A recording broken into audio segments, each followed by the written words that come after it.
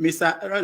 Famoroti, let me tell you what the people are saying. His people are saying that we should forget about his biography, forget about how he made his money, that he built Lagos, that he has what it takes to move the country to that a place that we want the country to be. How do you respond to that? That it My should be people about have issues. yeah, It should be about issues, not about the personality. no, it's fine. My people have a proverb. Yeah, I'm a Yoruba man. I grew up with old people. One of their fundamental proverbs, they say, "Ẹni tó bá máa dá aṣọ ró ni, tọrùn ẹ̀ là ń kọ́ wò," which means that the person who would clothe you, who is promising you regular clothing, you should look to what he is wearing. Bola Ahmed Tinubu has been in undisputed control of Lagos State for the last 23 years. 23 years. That's a lifetime. There is an Islamic tradition that says that when a child is born, it is old enough to die.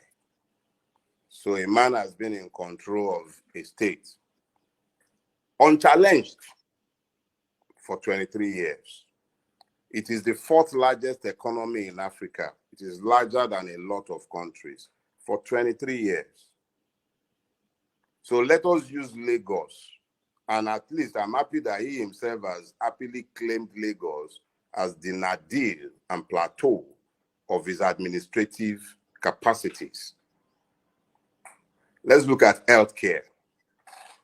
The man is himself a decrepit basket case in terms of health. Every time he's off to London or Paris, he's off to everywhere to treat himself but the General Hospital Ikeja or Lasut. Everywhere else but any of the health facilities that he has superintended directly or indirectly for the last 23 years. I am resident in Lagos and I have been long before he found his current Lagos. And I can tell you for a fact that there was once upon a time in this Lagos where you could find water when you turn on the public mains, long before he came. Today, that is not the case in vast parts of the Lagos metropolis. And yet, there are enough debts for 2 generations to inherit, in spite of the fact that the facilities have not been built. I have lived in the greater Lekki Peninsula, particularly the Ajero-Agungi axis, for the last, I've been living here since 2002, so this is my 20th year.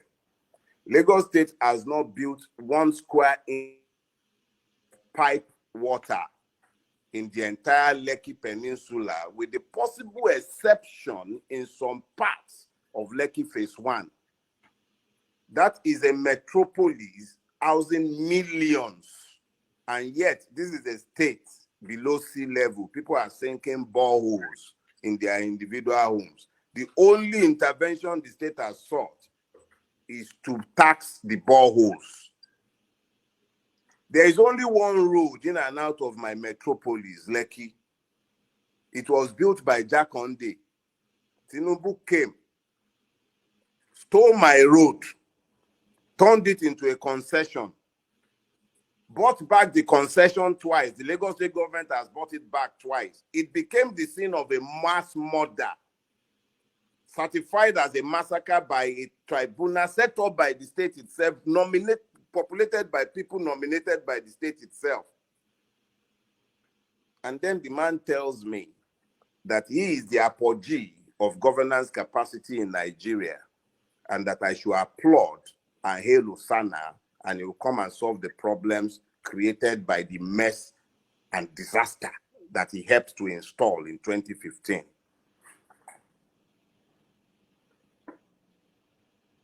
I am a creature of reason,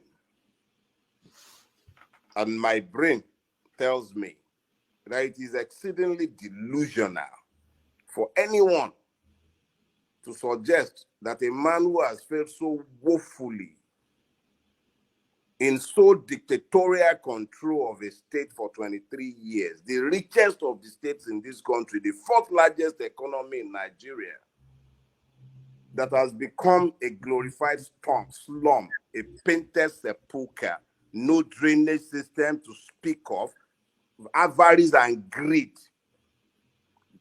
governing everything, shamelessly taking his hand directly into the coffers of the state in the name of a commission for a criminal organization called Alpha Beta. And that is the person that should be the president of my country. Yes, I remember you saying we shouldn't speak to persons. But you see, the problem is persons matter. Personality matters. Character matters. Who's the man? Who's the man who wants to be my president? Who is he? Who's his father's father's father? What schools did he attend?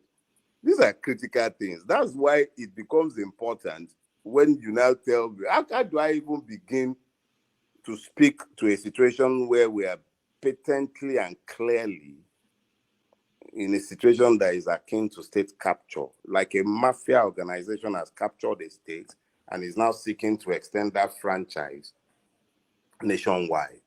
How?